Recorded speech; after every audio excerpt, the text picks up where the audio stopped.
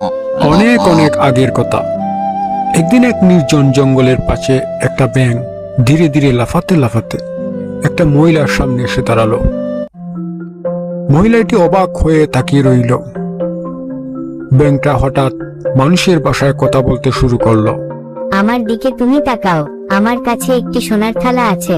তুমি যদি এটি বিক্রি করো অনেক টাকা পাবে, তবে একটি শর্ত আছে, তার বদলে তুমি আমাদের জন্য একটি পুকুর করে দেবে। আমরা একদল ব্যাঙ, সবাই যেন শান্তিতে একসাথে থাকতে পারি। মহিলার চোখ লোভে চকচকি করে উঠল। হে, দিব আগে সোনার তালা দাও, তারপর বিক্রি করে তবেই তো তোমার পুকুর বানিয়ে দিব। এই নাও সোনার থালা, পুকুরটা একটু তাড়াতাড়ি বানিয়ে দিও। ব্যাঙটি সরল বিশ্বাসে সোনার থালাটি দিয়ে দিল। সোনা হাতে পেয়ে তড়িঘড়ি করে সেখান থেকে মহিলাটি চলে গেল, আর ফিরে এলো না। কিছুদিন পর জঙ্গলের আরেকটা রাস্তা দিয়ে আরেকজন মহিলা যাচ্ছিলেন। ব্যাঙ তার সামনে দাঁড়ালো এবং সেই মহিলাকে একই কথা বলল। সেই মহিলা সোনার থালা নিয়ে আর আসেনি। ব্যাঙ বারবার প্রতারিত হয়ে খুব কষ্ট পেল। ব্যাঙ তার চোখে জল এসে গেল। সে ভাবল, পৃথিবীতে কি কোনো ভালো মানুষ নেই? কি করব বুঝতে পারছি না। আমি কি আগের জায়গায় কখনো ফিরে যেতে পারবো না? হে ঈশ্বর, আমাকে তুমি ক্ষমা করো। এদিকে জঙ্গলের পানি শুকিয়ে যাচ্ছে। একদিন ভাগ্যক্রমে জঙ্গলের পথ দিয়ে আরেকটি মহিলা যাচ্ছিল। ব্যাঙ তাকে দেখতে পেয়ে সেই মহিলার সামনে গিয়ে দাঁড়ালো। দেখো, আমি একটা ব্যাঙ, আমি মানুষের ভাষায় কথা বলতে পারি। আমি তোমাকে একটা সোনার থালা দেব, তার বদলে তুমি এই জঙ্গলে একটা পুকুর বানিয়ে দিবে। দয়া করে এই কাজটা করে দিবে আমায়। আমি তোমার কাছে কৃতজ্ঞ থাকবো। এর আগেও আমায় অনেকেই বলেছে, কিন্তু কেউ কথা রাখেনি। তোমার কাছে দয়া চাইছি, আমাকে এই পুকুরটা করে দিবে।